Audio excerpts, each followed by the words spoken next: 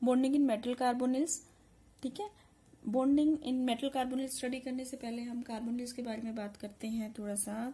Carbonyl हमें पता है, इसके स्ट्रक्चर आपने फर्स्ट ईयर में ही स्टडी कर रखी है। इनमें कार्बन और ऑक्सीजन दोनों के पास लोन पेयर प्रेजेंट होता है। ठीक है, बट मेटल कार्बोनिल्स में जो बॉन्ड है वो कार्बन के थ्रू बनता है, मीन्स कार्बन अपने लोन पेयर मेटल को डोनेट करता है।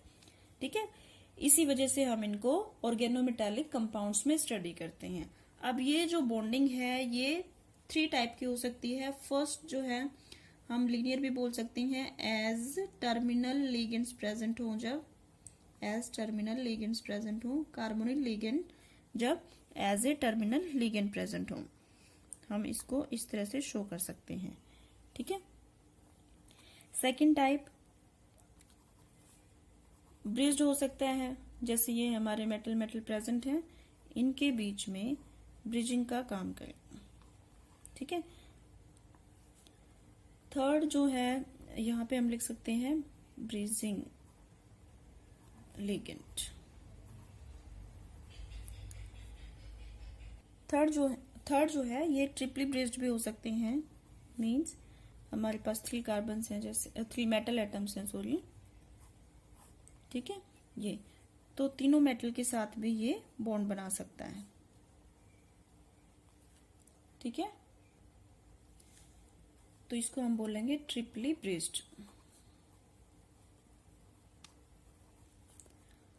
अब देखो, कार्बोनिल लिगेंड जो है हमने अभी स्टडी किया कि ये ज्यादा स्ट्रॉन्ग लेविस बेस नहीं होता है। तो अगर हम इसकी लेविस एसिडिटी देखें तो लेविस एसिडिटी भी इसकी काफी कम होती है। अब लेविस एसिडिटी क्या होती है, इलेक्ट्रॉन डेफिशिएंट होते हैं लेविस एसिड। ठीक है, तो ये भी लेविस एसिडिटी भी इसकी स्मॉल होती है, बट फिर भी इसकी कैपेबिलिटी है कि ये बहुत सारे लार्ज नंबर ऑफ कॉम्प्लेक्सेस बनाता है एंड इवन स्टेबल कॉम्प्लेक्सेस बनाता है, स्पेशली विद ट्रांजिशन मेटल्स। ठीक है, इसका क्या रीजन है, इसका रीजन के लिए काफी सारे एविडेंसेस जो हैं वो हैं। उसमें सबसे पहले हम देखते हैं रेजोनेंस वाला। ठीक है, अकॉर्डिंग टू रेजोनेंस के अकॉर्डिंग इसकी रेजोनेटिंग स्ट्रक्चर्स ये होनी चाहिए,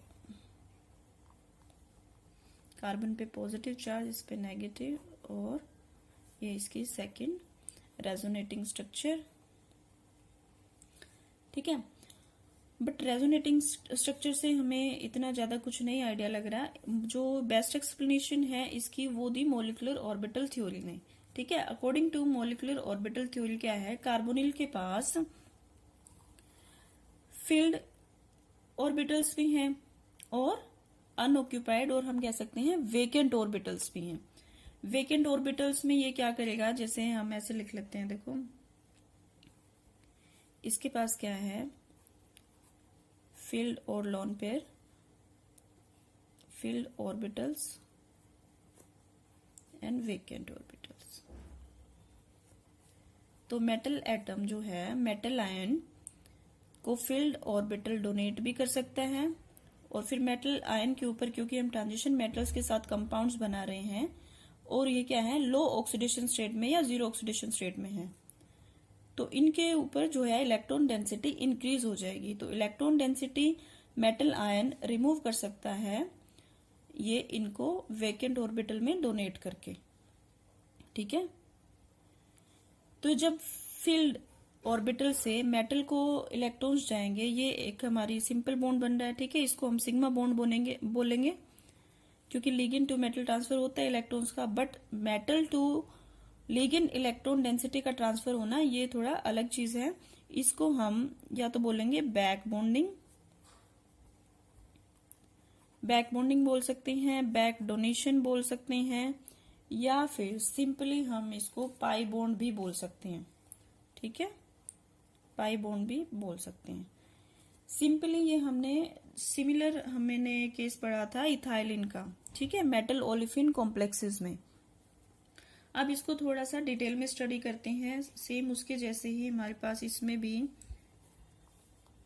जैसे मेटल के पास वेकेंट ऑर्बिटल्स भी होंगे, इस तरह से शो कर सकते हैं हम, ठीक है। और कार्बोनिल लिगेंड के पास फील्ड ऑर्बिटल्स हैं, ठीक है। इनको हम शेडेड दिखा देते हैं, फील्ड ऑर्बिटल। तो ये इलेक्ट्रॉन डेंसिटी मेटल को डोनेट कर देंगे, इलेक्ट्रॉन्स डोनेट कर देंगे। तो इस तरह से नॉर्मल सिग्मा बॉन्ड बन जाएगा,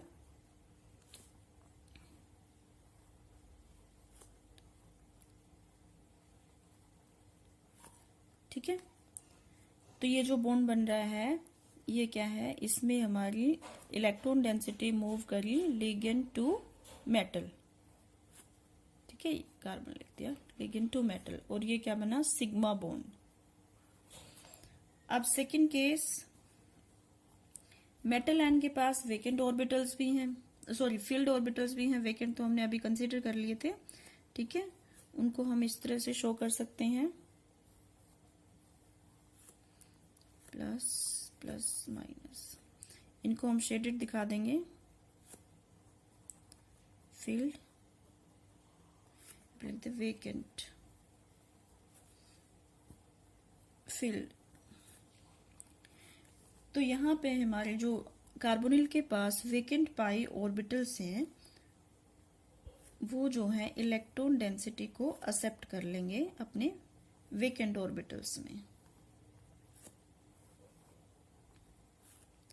ठीक है। ये क्या है, वेकेंट ऑर्बिटल्स। तो पहले केस में जब सिग्मा बॉन्ड बना, इलेक्ट्रॉन डेंसिटी मूव करी लिगेंड टू मेटल। अब कहा, मेटल टू लिगेंड, ठीक है। इसको हम क्या बोलेंगे, पाई बॉन्ड, और we can say back bonding और बैक डोनेशन, ठीक है। तो इस केस में हमारा बॉन्ड हमारा पाई बॉन्ड बन जाएगा,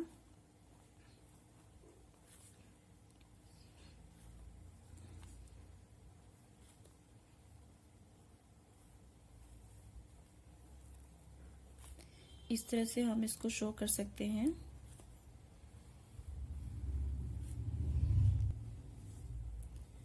ठीक है। ये बॉन्ड फॉर्मेशन, इलेक्ट्रॉन डेंसिटी आ गई।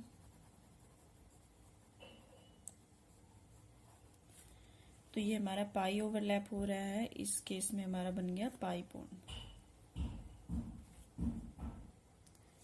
जैसे कि हमने स्टडी किया, ये पुअर लेविस बेसिस होते हैं, तो नॉन ट्रांजिशन मेटल हैलाइड्स जो हैं उनके साथ ही ऐसे स्टेबल कॉम्प्लेक्सेस नहीं बनाते हैं, बट ट्रांजिशन मेटल्स के साथ वेरी स्ट्रॉन्ग कॉम्प्लेक्सेस बनाते हैं, स्टेबल कॉम्प्लेक्सेस बनाते हैं। किस वजह से, सिर्फ इसी वजह से क्योंकि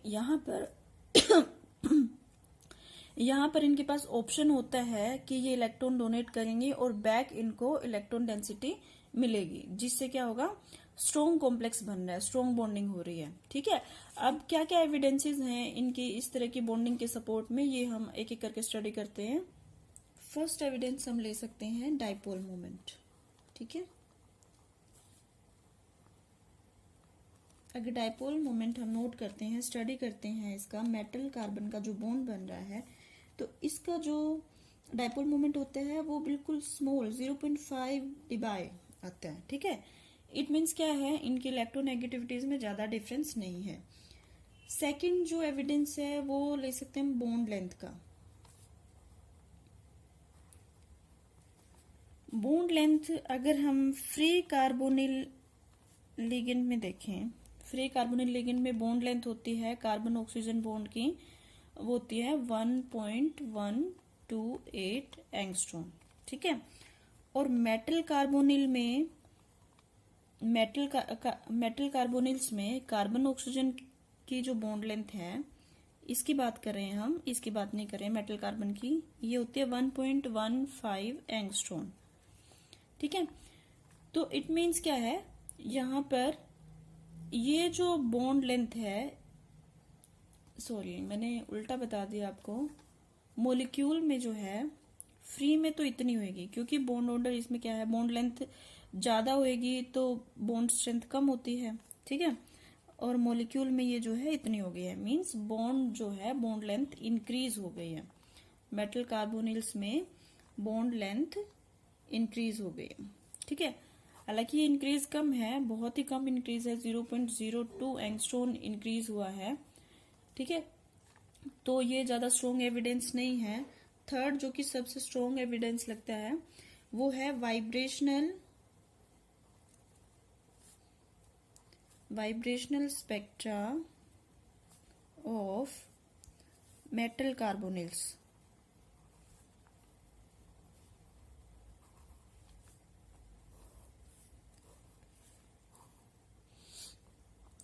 ठीक है, वाइब्रेशनल स्पेक्ट्रा में हम क्या स्टडी करते हैं, हम स्ट्रेचिंग फ्रीक्वेंसी स्टडी करते हैं।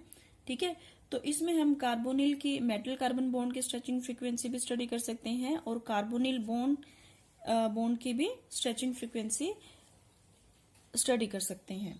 तो इसके लिए हमारे पास एक फॉर्मूला है, nu is equal to 1/2 pi under the root k by mu. यहाँ पर म्यू क्या है, म्यू रिड्यूस्ड मास है। ठीक है, और के क्या है, फोर्स कांस्टेंट है। के इज फोर्स कांस्टेंट। अब फोर्स कांस्टेंट क्या होता है, ये हमें बॉन्ड स्ट्रेंथ बताता है। बॉन्ड स्ट्रेंथ मींस बॉन्ड कितना स्ट्रॉन्ग है। अगर हम इसको इस तरह से लिखेंगे तो ये स्ट्रेचिंग फ्रीक्वेंसी स्टडी कर रहे हैं हम, किसकी नोट कर रहे हैं, कार्बोनिल की, मींस कार्बन और ऑक्सीजन के बीच में जो बॉन्ड है उसकी बात कर रहे हैं। ठीक है, अगर ये जो है डायरेक्टली प्रोपोर्शनल किसके है, फ्रीक्वेंसी के। अगर इस बॉन्ड के लिए ये फ्रीक्वेंसी जो है ज्यादा आएगी, हाई होगी, ठीक है, तो ये भी क्या होगा, हाई होगा। High stretching frequency, high force constant. ठीक है, फोर्स कांस्टेंट ज्यादा हुआ तो बॉन्ड ज्यादा स्ट्रॉन्ग होएगा, बॉन्ड ज्यादा स्ट्रॉन्ग होएगा मींस बॉन्ड ऑर्डर ज्यादा होएगा इसका। ठीक है, और अगर स्ट्रेचिंग फ्रीक्वेंसी की वैल्यू कम होगी, लेस होगी, तो फोर्स कांस्टेंट कम होगा, फोर्स कांस्टेंट कम होगा तो बॉन्ड स्ट्रेंथ जो है वो भी कम होएगी। ठीक है, फॉर एग्जाम्पल हम एग्जाम्पल ले सकते हैं, जैसे फ्री कार्बोनिल लिगेंड ले लिया हमने। ठीक है, इसके लिए स्ट्रेचिंग फ्रीक्वेंसी फॉर कार्बोनिल अगर हम देखते हैं तो इसकी वैल्यू होती है 2143 सेंटीमीटर इनवर्स। ठीक है, और मेटल कार्बोनिल्स में जब सिर्फ टर्मिनल प्रेजेंट हो तब इनकी स्ट्रेचिंग फ्रीक्वेंसी होती है 2125 से लेके 1850 तक। तो डिक्रीज हुई है, स्ट्रेचिंग फ्रीक्वेंसी डिक्रीज हुई है मेटल कार्बोनिल्स के केस में, मींस ये जो बॉन्ड है फ्री कार्बोनिल लिगेंड में और मेटल कार्बोनिल्स में, तो ये इस केस में डिक्रीज हो रहा है, इसकी स्ट्रेंथ डिक्रीज हो रही है। स्ट्रेंथ डिक्रीज हो रही है मींस बॉन्ड ऑर्डर भी डिक्रीज हो रहा है और बॉन्ड लेंथ इंक्रीज हो रही है। तो यहां से हमें ये आइडिया लग गया है कि जब मेटल कार्बोनिल्स में ये प्रेजेंट होते हैं, अब इसका रीजन क्या है, इसका रीजन हम ऑलरेडी स्टडी कर चुके हैं, क्योंकि जैसे हमने रेजोनेटिंग स्ट्रक्चर में दिखाया था, रेजोनेटिंग स्ट्रक्चर में हमने किस तरह से दिखाया था, इस तरह से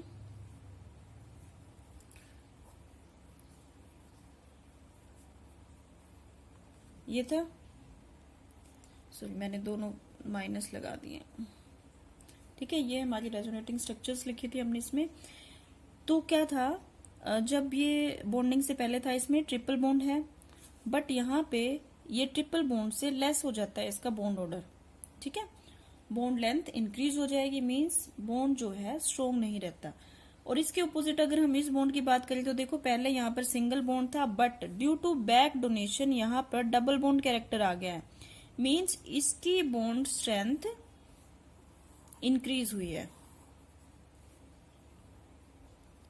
बॉन्ड स्ट्रेंथ इंक्रीज्ड। ठीक है, और ये जो बॉन्ड है इसकी डिक्रीज हुई है। ठीक है, अब इसके बाद अब डिपेंड करता है कि ये जो बैक बॉन्डिंग है ये कितनी ज्यादा हो रही है। बैक बॉन्डिंग जितनी ज्यादा होगी ये बॉन्ड उतना ज्यादा वीक होएगा। ठीक है, बॉन्ड स्ट्रेंथ उतनी कम होएगी, और बैक बॉन्डिंग जितनी कम होगी ये बॉन्ड स्ट्रोंग रहेगा। तो बैक बॉन्डिंग को क्या क्या चीजें इफेक्ट करती हैं, इससे पहले आपको ये पता होना चाहिए बैक बॉन्डिंग हो क्यों रही है। ठीक है, बैक बॉन्डिंग जो हमने अभी स्टडी करी है उसका रीजन क्या है, क्यों हो रही है। फर्स्ट रीजन, मेटल पे इलेक्ट्रॉन डेंसिटी इंक्रीज हो रही है। ठीक है, more electron density on metal atom, और जनरली आपने पढ़ा है मेटल हमारी इलेक्ट्रोपॉजिटिव नेचर की होती हैं। सेकेंड रीजन, लिगेंड जो है वो कैपेबल होना चाहिए कि इलेक्ट्रॉन डेंसिटी को एक्सेप्ट कर सके, लेकिन must be capable to accept electron density. ठीक है, तो अब मेटल पे जितनी ज्यादा इलेक्ट्रॉन डेंसिटी इंक्रीज होएगी मेटल उतना ज्यादा बैक में इलेक्ट्रॉन डेंसिटी मूव करेगी टुवर्ड्स द लिगेंड्स।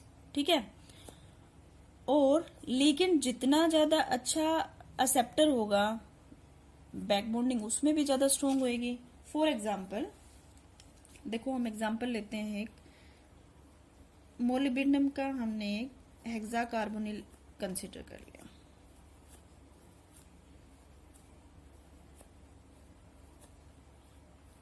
ठीक है, तो इसमें क्या है, हमारे पास कार्बोनिल लिगेंड्स हैं सारे के सारे। मेटल आयन के ऊपर जब इलेक्ट्रॉन डेंसिटी इंक्रीज हो जाएगी तो रिवर्स ये इसको डोनेट कर देगी और ये एक्सेप्ट कर लेगा। ठीक है, इस तरह से इन दोनों का जो है स्ट्रॉन्ग कॉम्प्लेक्स बन जाएगा, स्टेबल होएगा। बट कुछ लिगेंड्स को, कुछ कार्बोनिल्स को हम ऐसे लिगेंड से रिप्लेस कर दें जो कि या तो एक्सेप्ट बिल्कुल नहीं कर सकते हैं इलेक्ट्रॉन डेंसिटी को वापस, या फिर थोड़ा कम कर सकते हैं। फॉर एग्जांपल जैसे हम ले सकते हैं डाई इथाइलिन ट्राइअमीन, इससे रिप्लेस करते हैं। ठीक है, तो ये हमारा बन जाएगा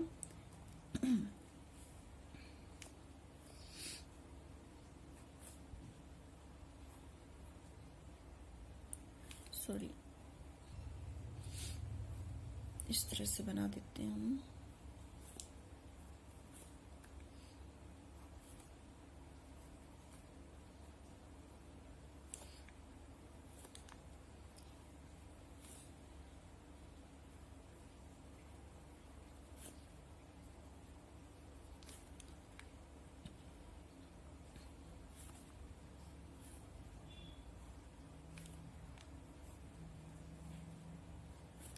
ठीक है,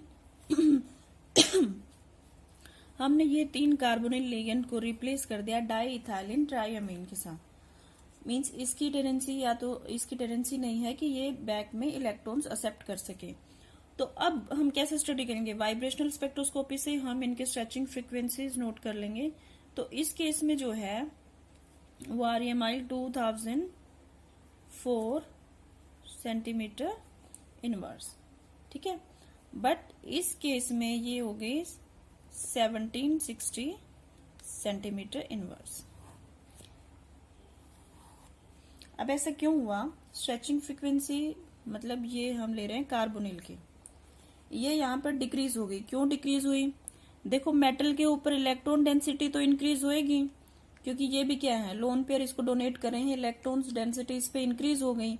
अब ये देगा किसको बैक में, पहले तो 6 लिगेंड्स को दे रहा था, बट अब 3 लिगेंड्स हैं इसके पास सिर्फ, जहां पे दे सकता है तो ये ज्यादा डिस्ट्रीब्यूट कर देगा। इस वजह से क्या होगा, इधर बैक बॉन्डिंग स्ट्रोंग हो रही है बट ये कार्बन ऑक्सीजन का बॉन्ड जो है वो और वीक हो रहा है। ठीक है, क्लियर है यहां तक। इसके बाद देखो इसके अलावा भी और फैक्टर्स होते हैं जो इसे अफेक्ट करते हैं, वो है oxidation state of metal ion. Of metal atom और आयन। देखो ये चीज आप इसी से इजीली समझ सकते हो। सपोज जैसे है यहाँ पे मेटल आयन हमारी जीरो है ऑक्सीडेशन स्टेट, या फिर हम अलग ही एग्जांपल लेते हैं। जैसे देखो हमने एग्जांपल ले ली, एक तो ये एग्जांपल ले ली, ठीक है। एक हमने निकल का कार्बोनिल ले लिया और एक हमने ले लिया आयरन का कार्बोनिल, जो कि कैटायन की फॉर्म में। अब देखो यहाँ पे ऑक्सीडेशन स्टेट कितनी है मेटल आयन की, -1, यहाँ पर 0 और यहाँ पर +2। एक मेटल एटम है जिसके पास इलेक्ट्रॉन डेंसिटी मतलब ऑक्सीडेशन स्टेट 0 है। कार्बोनिल लिगेंड्स ने उसको इलेक्ट्रॉन्स दिए, ठीक है, उसके ऊपर इलेक्ट्रॉन डेंसिटी इंक्रीज हुई, उसने बैक में डोनेट कर दिए, ठीक है, हो गया कंपनसेट। अब देखो यहां पर कोबाल्ट की ऑक्सीडेशन स्टेट -1 है, ऑलरेडी इसके पास इलेक्ट्रॉन डेंसिटी है, 0 से ज्यादा है। अब ये भी इलेक्ट्रॉन डेंसिटी मूव कर रहा है, शिफ्ट कर रहा है इसकी तरफ, तो क्या हो रहा है, 0 के कंपैरिजन में ज्यादा इंक्रीज हो रही है। अब ज्यादा इंक्रीज हो रही है तो ये ज्यादा इधर बैक में ज्यादा देगा इलेक्ट्रॉन डेंसिटी, ठीक है, जिसकी वजह से क्या होगा, पाई बैक बॉन्डिंग जो है वो इंक्रीज होएगी और कार्बन ऑक्सीजन का बॉन्ड वीक हो जाएगा। अब इस केस में देखें तो देखो ये +2 ऑक्सीडेशन स्टेट है, मींस इलेक्ट्रॉन्स वैसे ही कम है इसके पास, इलेक्ट्रॉन डेंसिटी जो है कम है इसके पास। अब कार्बोनिल लिगेंड्स जो है वो इसको इलेक्ट्रॉन डेंसिटी शिफ्ट करेंगे इसकी तरफ, तो ये क्या है, इतनी ज्यादा नहीं होगी, 0 से कम ये थोड़ा रख सकता है इसको, इतनी ज्यादा एक्स्ट्रा नहीं होगी, जो एक्स्ट्रा होगी वो ये शिफ्ट कर देगा। तो इस केस में इतनी ज्यादा एक्स्ट्रा नहीं हुई, इतनी ज्यादा स्ट्रॉन्ग पाई बैक बॉन्डिंग नहीं हुई। इट मीन्स इसमें ये जो कार्बन ऑक्सीजन का बॉन्ड जो होगा ये इतना ज्यादा वीक नहीं होगा, मीन्स जो CO स्ट्रेचिंग फ्रीक्वेंसीज हैं वो इसमें ज्यादा आनी चाहिए, ठीक है, इस तरह से इसमें ज्यादा और इसमें सबसे कम, -1 ऑक्सीडेशन स्टेट वाले में यहां लिख देती हूँ मैं, इसकी ज्यादा होनी चाहिए और इसकी और कम होगी। तो इनकी वैल्यूज देख लेते हैं हम कितनी होती है। ये 2204 सेंटीमीटर इनवर्स होती हैं, और निकल वाले कॉम्प्लेक्स के लिए जिसमें ऑक्सीडेशन स्टेट 0 है ये 2040 होती है, और इस केस में 1920 होती है। ठीक है, यही क्लियर हुआ आपको, यही मैं कह रही थी कि 0 ऑक्सीडेशन स्टेट है, electron density I, but already electron density ज्यादा है तो ये ज्यादा शिफ्ट करेगा, यहां से भी आ रही है, फिर ज्यादा बैक शिफ्ट करेगा। तो जो ये मेटल और कार्बन के बीच में बॉन्ड होगा ये तो ज्यादा स्ट्रोंग हो जाएगा, बट ये जो है वीक हो जाएगा, ठीक है। तो ये तो थी हमारी bonding in metal carbonyl complexes. इसके बाद हम स्टडी करते हैं स्ट्रक्चर बहुत सिंपल है मेटल कार्बोनिल्स की। अगर हम बात करें मोनोन्यूक्लियर मेटल कार्बोनिल्स, मोनोन्यूक्लियर जैसे मैंने पहले बताया कौन से होते हैं, जिनमें एक मेटल एटम हो, मोनोन्यूक्लियर मेटल कार्बन्स। तो इनमें क्या होता है, ऑल कार्बोनिल लिगेंड्स जो हैं टर्मिनल होते हैं, टर्मिनल होंगे। सेकंड थिंग, आपको कोऑर्डिनेशन नंबर से आइडिया लग जाएगा इनकी स्ट्रक्चर कैसी होगी। अगर 4 है तो टेट्राहेड्रल होगी, 5 है तो ट्राइगोनल बाइपिरामिडल होगी, 6 है तो ऑक्टाहेड्रल होगी। जनरली जो हमने स्ट्रक्चर्स पढ़ी हैं ऐसे इनका कोऑर्डिनेशन नंबर देख के आपको आइडिया लग जाएगा। फॉर एग्जाम्पल जैसे क्रोमियम का हेक्साक्लोराइड ले लेते हैं हम, CrCO6, तो 6 से कोऑर्डिनेशन नंबर, कैसी स्ट्रक्चर होगी, ऑक्टाहेड्रल।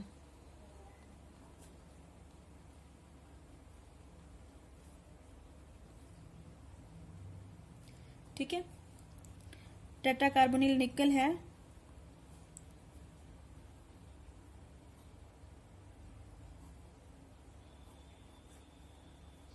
इस तरह से शो कर देते हैं हम।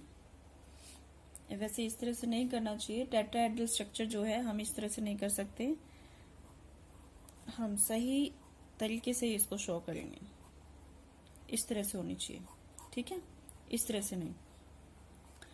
और अगर पेंटाकार्बोनिल होगा तो हम उसकी ट्राइगोनल बाइपिरामिडल स्ट्रक्चर होगी। सेकंड, अगर चलो मैं ये बना देती हूँ, फॉर एग्जांपल आयरन का है पेंटा कार्बोनिल, तो ये किस तरह से होगी, इस तरह से ट्राइगोनल बाइपिरामिडल, इस तरह से भी शो कर सकते हैं, या फिर उतना नहीं बना दो। तो सेकंड अगर बाई न्यूक्लियर है, वैसे आपके सिलेबस में मोनोन्यूक्लियर कार्बोनिल्स ही हैं, लेकिन हम थोड़ा वो डिस्कस कर लेते हैं। कुछ स्टूडेंट्स जो हैं कॉम्पिटिटिव एग्जाम्स की या फिर एमएससी केमिस्ट्री के लिए भी प्रिपरेशन कर रहे होंगे, तो उनके लिए यूजफुल होगा बाई न्यूक्लियर मेटल कार्बोनिल्स। तो इनमें क्या होगा, मेटल मेटल बॉन्ड भी हो सकता है, और कार्बोनिल जो है वो एज ए ब्रीजिंग लिगेंड भी प्रेजेंट हो सकते हैं। फॉर एग्जाम्पल जैसे M2CO10, यहाँ पे मेटल जो है वो मैग्नीज भी हो सकती है, टाइटेनियम भी हो सकती है, रहीनियम भी हो सकती है। तो इसमें जैसे फॉर एग्जांपल हम मैग्नीज रख के ले लेते हैं, मैग्नीज 2CO10, ठीक है। तो ये हमारी एक तो मेटल मेटल बॉन्ड प्रेजेंट होगा इसमें, बाकी जो है इस केस में ऑल कार्बोनिल ग्रुप जो है वो टर्मिनल होंगे, ठीक है।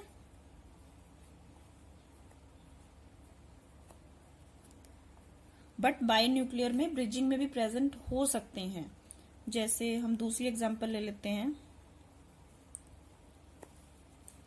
जैसे हमारे पास है Fe2CO9, ठीक है। इसमें क्या है, ब्रिजिंग में आएंगे, ये हमने ले लिया अभी आयरन, मेटल मेटल बॉन्ड हो गया, ठीक है। इसमें जो है 3 carbonyl on each carbon atom, तो टर्मिनल पोजीशन पे होंगे, ठीक है। और बाकी जो 3 लिगेंड बच गए वो ब्रिजिंग में होंगे,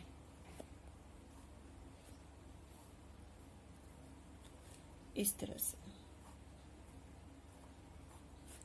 ठीक है।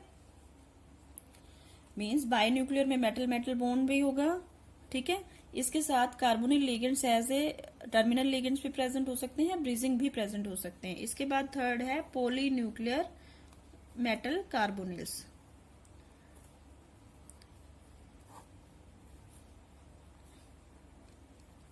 जैसे मैंने पहले बताया था, पॉली न्यूक्लियर में ट्राई न्यूक्लियर भी हो सकते हैं, टेट्रा न्यूक्लियर भी हो सकते हैं, टेट्रा न्यूक्लियर, पेंटा न्यूक्लियर भी हो सकते हैं। हम एक एक एग्जांपल ले लेते हैं, एक काफी इंपॉर्टेंट एग्जांपल है वो भी ले लेंगे, ठीक है, वो कर लेंगे हम। ट्राई न्यूक्लियर में जैसे देखो क्या फॉर्मूला हो सकता है, इसमें हम एग्जांपल ले लेते हैं डायरेक्ट ओस्मियम की, ओस्मियम 3CO12, ठीक है। या अगर फॉर्मूले की बात करें तो हम ये हो सकता है M3, सेम ही हो जाएगा, CO12। यहाँ पे M जो है ओस्मियम रुथेनियम कुछ भी हो सकता है, और स्ट्रक्चर हमारी इस तरह से आ जाएगी, मेटल जो है ट्रायंगल्स बनाएंगी, मेटल मेटल बॉन्ड्स, और 4 carbons for each metal atom tetrahedral arrangement में प्रेजेंट होंगे, ठीक है। स्पेस थोड़ा कम रह गया है, आप इस तरह से इसको शो कर सकते हैं,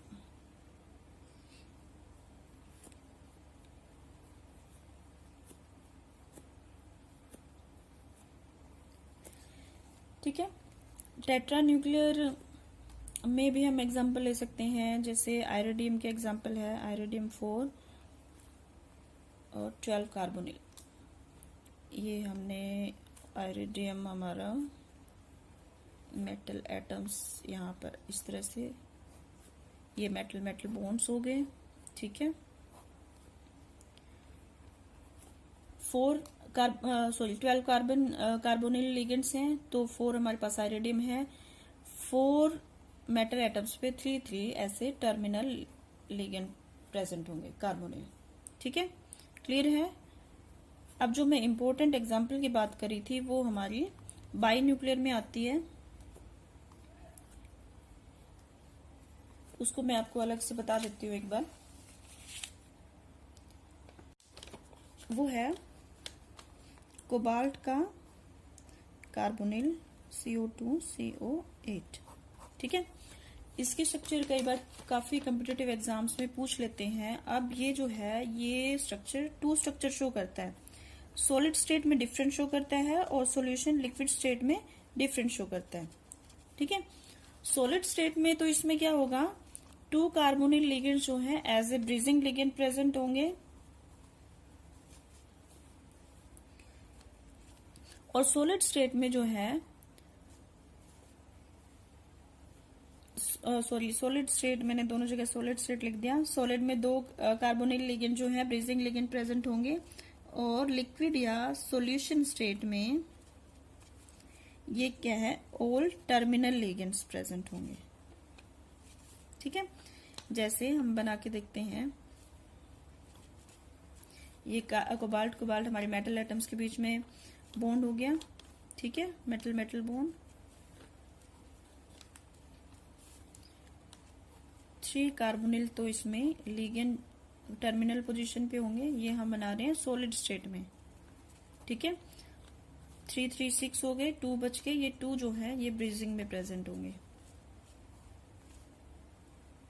अक्सर पूछ लिया जाता है ये क्वेश्चन अगर कोई कॉम्पिटिटिव एग्जाम्स की प्रिपरेशन कर रहा हो। ठीक है, और सॉल्यूशन में अगर हम देखें, सॉल्यूशन में सिंपली आपको 4 जो है टेट्राहेड्रल अरेंजमेंट शो करना है इनका।